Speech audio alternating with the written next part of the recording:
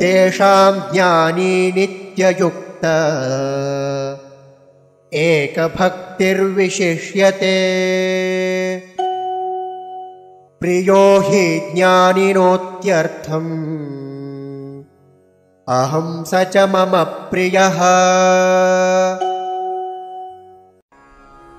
तेषां ज्ञानी नित्ययुक्तः एकभक्तिः विशिष्यते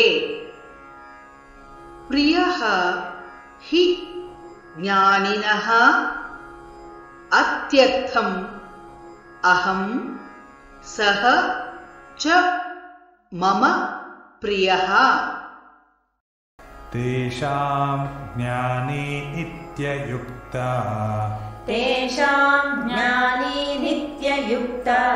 एकभक्तिर्विशिष्यते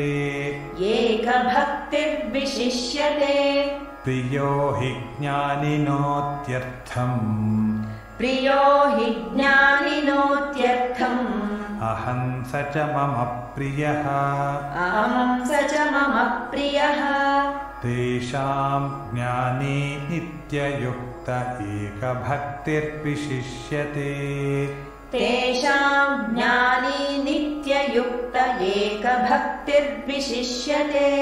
प्रियो हि ज्ञानिनोत्यर्थमहं स च मम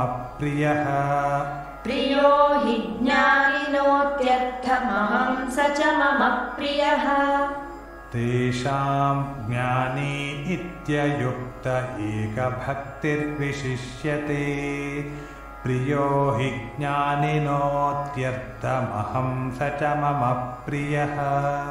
तेषां ज्ञानी नित्ययुक्त एकभक्तिर्विशिष्यते प्रियो हि ज्ञानिनोत्यर्थमहं स च मम प्रियः।